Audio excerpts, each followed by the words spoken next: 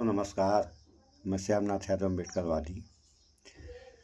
बिहार में जहरीली शराब से कई दर्जन लोगों की मौत हो गई और कितने लोग अंधे हो गए।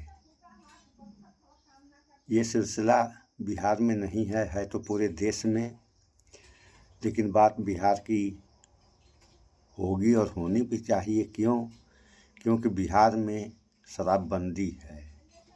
तो शराबबंदी के दौरान अगर ऐसे हादसे हो रहे हैं तो इसका जिम्मेदार कौन है, थोड़ा सा आप इस वीडियो में देख लें, उसके बाद फिर आगे बात हो। रखने वाले विश्वगुरु अब क्या करते हैं? मुश्किलें सिर्फ अमेरिका ने नहीं बढ़ा रखी हैं, परेशानी तो गिरिराज सिंह ने भी बढ़ा दी है और जहरीली शराब ने भी। बिहार में शराबबंदी है, लेकिन शराब पीने से 39 लोग मर गए। सोचिए, 39 लोगों की मौत पर नरेंद्र मोदी ने एक ट्वीट तक नहीं किया। 24 सिवान में मरे हैं, 14 सारण में मरे हैं, एक गोपालगंज में मरा है। ये सब बिहार की कहानी है। पटना मेडिकल कॉलेज में 17 भर्ती हैं और ये जो लोग भर्ती हैं, इनकी आंखों की रोशनी चली गई है और आशंका है कि मरने वालों की संख्या अभी बढ़ सकती है, क्योंकि 3 मरीजों की हालत बेहद खराब थी वीडियो रिकॉर्ड होने तक। बिहार के 3 जिलों के 15 गांवों में जहरीली शराब के चलते मातम पसरा हुआ है और राज्य के मुख्यमंत्री सीना ठोंक कर कहते हैं कि बिहार में शराबबंदी है। क्या हाथ शराबबंदी है? सितंबर महीने में ही जीतन राम मांझी ने कबूल किया था कि वो लोग रात में शराब पीते हैं, लेकिन उन्हें पकड़ा नहीं जाता। यह बिहार के एक बड़े नेता और केंद्रीय मंत्री का कबूलनामा है। जीतन राम मांझी ने तो यहां तक आरोप लगाया कि बिहार में शराब की आड़ में जो कुछ हो रहा है वो ठीक नहीं है। राज्य में जहरीली शराब बन रही है, माफिया महंगे दामों पर शराब बेचते हैं और लोग महंगी शराब पीकर बर्बाद हो रहे हैं। शराबबंदी का सही ढंग से पालन नहीं किया जा रहा है। जीतन राम मांझी ने तो सिर्फ शराब पीना कबूल किया है। तेजस्वी यादव ने कहा कि बिहार में लोग शराबबंदी के चलते मरे नहीं हैं, उनकी हत्या की गई है। तेजस्वी ने कहा कि बिहार में शराबबंदी को 9 साल हो गए, लेकिन शराबबंदियां है कहां? आज भी आसानी से शराब बाहर से लाई जा रही है, बनाई जा रही है, तभी तो लोग पी रहे हैं और पी के मर रहे हैं। सत्ता के संरक्षण में सब कुछ हो रहा है। कई जगह तो जनता दल यूनाइटेड के कार्यकर्ता शराब बेचते पकड़े गए हैं, नीतीश कुमार की पार्टी के लोग। इसीलिए आज तक न तो माफिया पर कार्रवाई हुई और न ही किसी बड़े अधिकारी पर कार्रवाई हुई। जहरीली शराब से 39 लोगों की मौत के लिए तेजस्वी ने बिहार सरकार और नीतीश कुमार को जिम्मेदार ठहराया है। आरजेडी नेता ने कहा है कि इतने लोग मारे गए हैं, लेकिन नीतीश कुमार ने शोक संवेदना तक व्यक्त नहीं की। जहरीली शराब से अपराध से हर दिन सैकड़ों बिहारवासी मारे जाते हैं, लेकिन अनैतिक और सिद्धांतहीन राजनीति के पुरोधा और उनकी किचन कैबिनेट के लिए ये सामान्य बात है। पूर्व डिप्टी सीएम ने कहा कि कितने भी लोग मर जाएं, मजाल है कि किसी सीनियर अधिकारी पर कोई कार्रवाई हो जाए। इसके विपरीत उन्हें पुरस्कृत किया जाएगा। अगर शराबबंदी के बावजूद हर चौक चौराहे पर शराब उपलब्ध है, तो क्या ये गृह विभाग और मुख्यमंत्री की विफलता नहीं है? क्या सीएम ऐसी घटनाओं पर एक्शन लेने और सोचने में सक्षम और समर्थ हैं? इन हत्याओं का दोषी कौन है? तेजस्वी के शब्दों पर गौर फरमाइए। वो कह रहे हैं कि क्या मुख्यमंत्री नीतीश कुमार सोचने समझने में सक्षम हैं? तो क्या तेजस्वी ये कह रहे हैं कि मुख्यमंत्री का माथा खराब हो गया है, यानी बुढ़ौती में सठिया गए हैं? बिहार में सरकार का कोई मतलब नहीं रह गया है? आखिर 3 जिलों में 15 गांव प्रभावित हैं। क्या नरेंद्र मोदी को इसकी खबर नहीं है? आखिर कैसे शराबबंदी के चलते लोग मारे जा रहे हैं और केंद्र सरकार कोई हरकतें नहीं कर पा रही है? बिहार पर नरेंद्र मोदी चुप हैं, क्योंकि नीतीश कुमार उनकी बैसाखी है और इसी के चलते नीतीश कुमार की हर गलती माफ है, 7 खून माफ है और यहाँ तो 39 खून है। नीतीश कुमार खुद को गांधीवाद का अनुयायी बताते हैं, लेकिन ये कैसे हो सकता है कि बिहार में शराबबंदी के बावजूद 39 लोग मर जाएं और सरकार अपनी जिम्मेदारी से पीछा छुड़ाते हुए नजर आए? क्या यही है नीतीश कुमार का सुशासन? क्या यही है डबल इंजन सरकार का मतलब? 2016 में बिहार में शराबबंदी हुई थी, लेकिन जहरीली शराब से मौत की 23 घटनाएं हो चुकी हैं।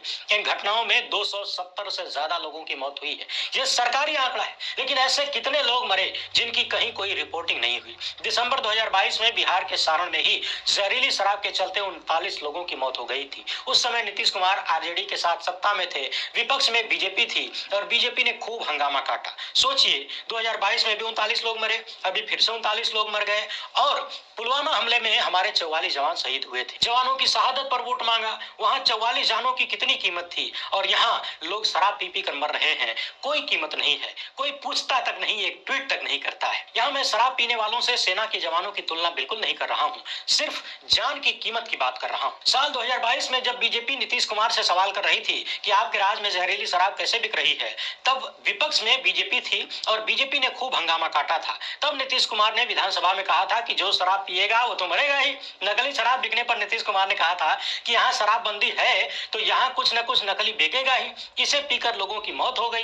शराब पीना बुरी आदत है, इसे नहीं पीना चाहिए। सुशासन कुमार का यह बयान 2022 का है और नीतीश बाबू ये स्वीकार कर रहे हैं कि बिहार में नकली शराब बिकती है। लेकिन नकली शराब की बिक्री रोकने की जिम्मेदारी किसकी है? क्या मुख्यमंत्री की सह पर माफिया बिहार में नकली शराब बेच रहे हैं? 2022 में नकली शराब के चलते सारण के इसुआपुर और मसरक में जहरीली शराब से 39 लोगों की मौत हुई थी और 2024 में फिर सारण में नकली शराब के चलते ही 14 से ज्यादा लोगों की मौत हुई है। मतलब जिस इलाके में 2 साल पहले नकली शराब बनती थी वहीं आज भी जहरीली शराब बन रही है, लेकिन कोई एक्शन नहीं हुआ है। डबल इंजन के फेल होने का इससे बड़ा सबूत क्या चाहिए आपको?